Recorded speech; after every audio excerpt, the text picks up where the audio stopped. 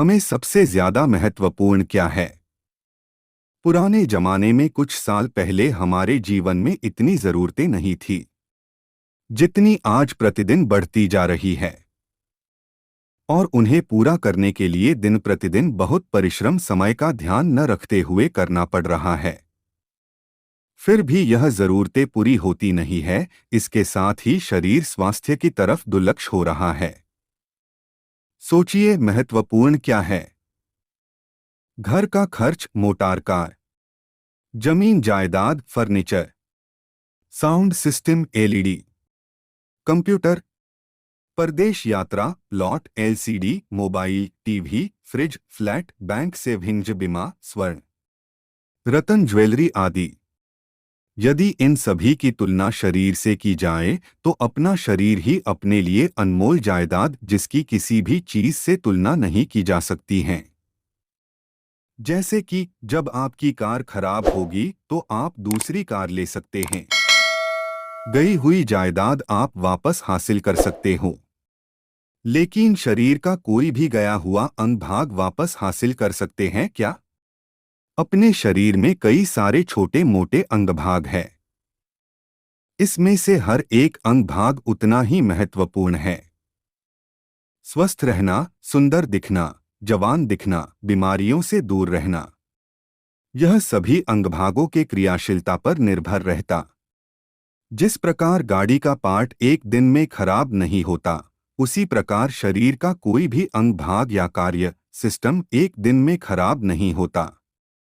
शरीर का हर अंग का कार्य निरंतर सुस्थिति में रहना और जीवन भर कार्यक्षम रहना महत्वपूर्ण है। अब जानते हैं हमारे शरीर की मूल आधार क्या है।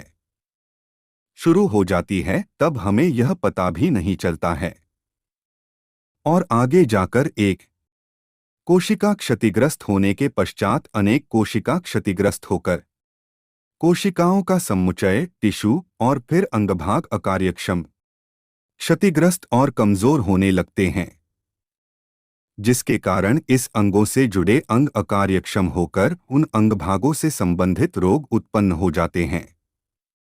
इसका मतलब किसी भी स्वास्थ्य समस्या की शुरुआत हमारे शरीर में केवल एक सूक्ष्म कोशिका से शुरू हो जाती है। परंतु जब तक हमारे शरीर के अवयव या संस्था तंत्र पूर्ण रूप से क्षतिग्रस्त नहीं होते तब तक हमें इसकी कल्पना भी नहीं होती। और जब समझ में आता है तब सारी उम्र दवाइयों पर निर्भर रहना पड़ता है। कई बार तो ऐसी स्थिति उत्पन्न हो जाती है कि हम बीमारी की गंभीर रोग अवस्था में पहुंच जाते हैं। अगर इस तरह की स्थिति नहीं आनी चाहिए तो हमारे संपूर्ण शरीर की सभी कोशिकाओं का कार्य निरंतर, निरोगी, कार्यक्षम और सुस्थिति में सदैव रहना चाहिए। कोशिका स्वस्थ, शरीर स्वस्थ। कोशिकाओं की आयु, शरीर की आयु, शरीर। कोशिका मृत, शरीर मृत। इसलिए हमें ऐसा कोई राजमार्ग चाहिए जिसका कार्य हमारे संपूर्ण शरीर के अतिसूक्ष्म अगणित कोशिकाओं पर होता रहे। अब हम जानेंगे आज के जीवन शैली कैसी है। नियमित कसरत, कम से कम रोजाना 20 मिनट, लेकिन बदकिस्मती से अपना जीवन रोज की भागदौड़, चिंता, तनाव और खानपान की खराब आदतें, हरीवरी करी, इसमें फंस गया है। भागदौड़, जल्दबाजी। आज हमारा जीवन घड़ी कांटों की तरह गतिमान हो गया है। सुबह से लेकर रात तक भागदौड़ में ही दिन निकल जाता है।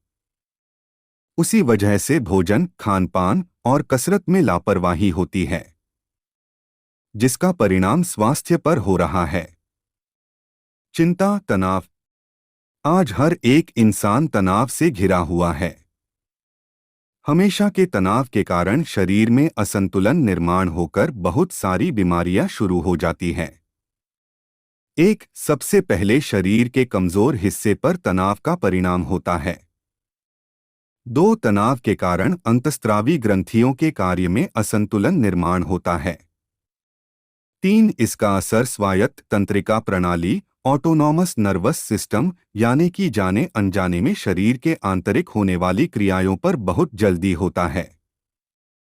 इसके कारण शरीर में असंतुलन, बॉडी इम्बैलेंस और निष्क्रियता निर्माण होती है।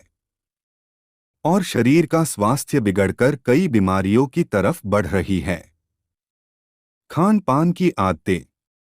जो खाना हम खाते हैं उसमें से शरीर को पोषण की जरूरत है, लेकिन कोशिकाओं को आवश्यक पोषण तो मिलता ही नहीं, परंतु आधुनिक जीवन स्तर में रासायनिक केमिकल युक्त खाना, fast food, junk food, cold drinks, Chinese, pizza, burger, noodles, wafers, bakery पदार्थ आदि का सेवन सबसे ज्यादा और जल्दबाजी में बार बार खाना खाने से पेट तो भर जाता है, लेकिन कोशिकाओं को जो आवश्यक अन्नघटक चाहिए वो नहीं मिलते, जिससे पोषण से संबंधित दोष उत्पन्न होते हैं और हम लोग अलग अलग बीमारियों में घिर जाते हैं।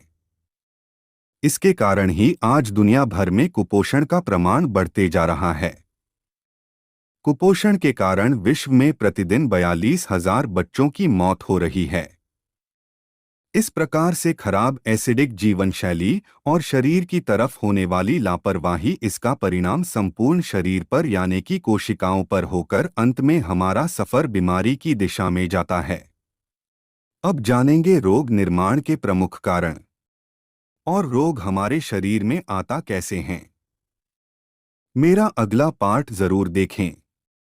जो मेरे चैनल को सब्सक्राइब नहीं किया है, कृपया चैनल को सब्सक्राइब कर ले ताकि अगला वीडियो आने पर आपको जानकारी मिले। यह वीडियो आपको कैसा लगा, कोई सुझाव या शिकायत है तो कृपया कमेंट बॉक्स में जरूर बताएं। धन्यवाद।